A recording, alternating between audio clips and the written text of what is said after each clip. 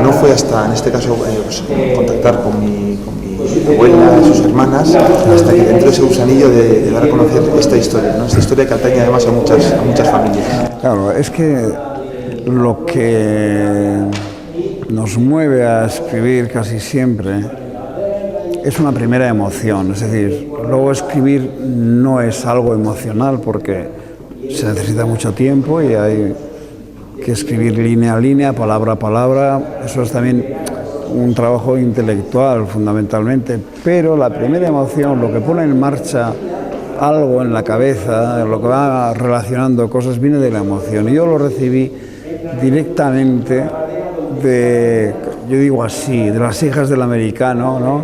De Galarreta, porque en las reuniones hablaban ellas con tal afecto, con tanto amor, ¿no? de su padre, que eso es lo que a mí me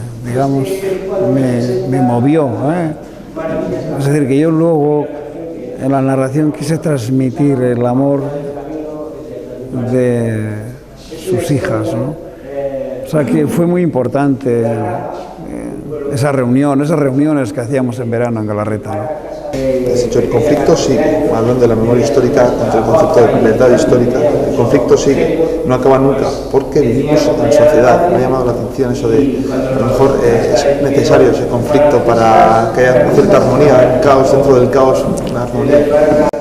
Es decir, es algo que, ¿cómo decirlo? Es algo que todos aprendemos por experiencia, ¿no? Es decir, que cuando un pintor dibuja el paraíso, lo que pone allí es, por ejemplo, un buey dormido o un ciervo dormido junto a un león, y el león no le hace nada, el ciervo no le hace nada.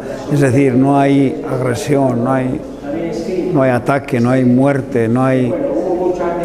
y eso es así porque se trata del paraíso, porque es que todos sabemos que fuera del paraíso existe conflicto, en la sociedad siempre hay un conflicto, por miles de razones.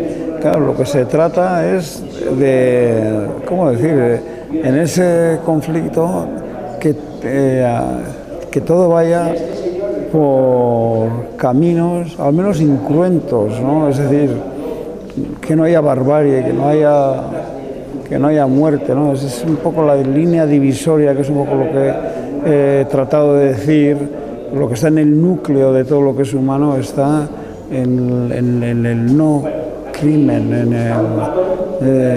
pero bueno, es el no Caín, ¿no? En la primera narración ya aparece, ¿no? Hay un crimen, bueno, tiene que haber conflicto, hay conflicto, pero no, tendríamos que acabar con el crimen, ¿no?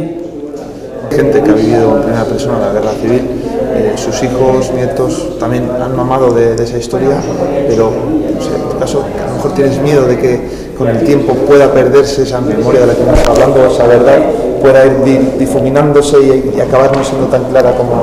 Bueno, en parte, fíjate lo que voy a decir, en parte va a ocurrir así, y en parte también no es lo peor que puede ocurrir, porque también tiene que haber un momento en que ya solo quede la tristeza o el llanto, pero es como, hoy he hablado de Patroclo y de, bueno, ya hay un momento en que hay que soltar de la mano al pasado, porque tampoco se puede vivir siempre con la carga del pasado, eso es así.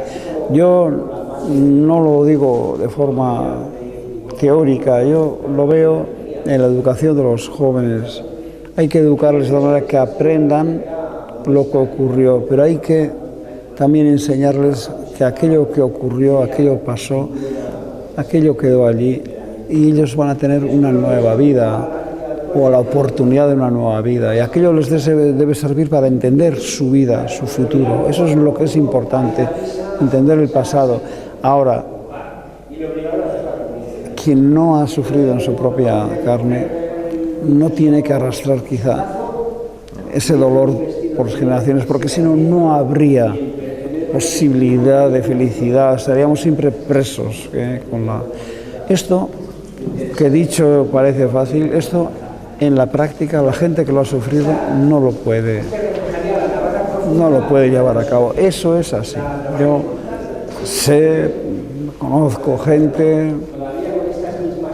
bueno, el que ha sufrido una muerte, eso es insuperable, yo sí lo creo.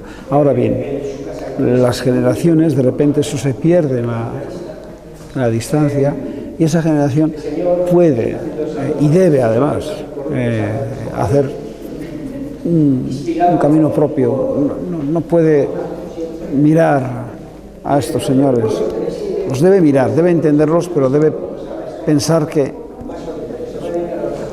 hay otro lado en la vida que es el suyo.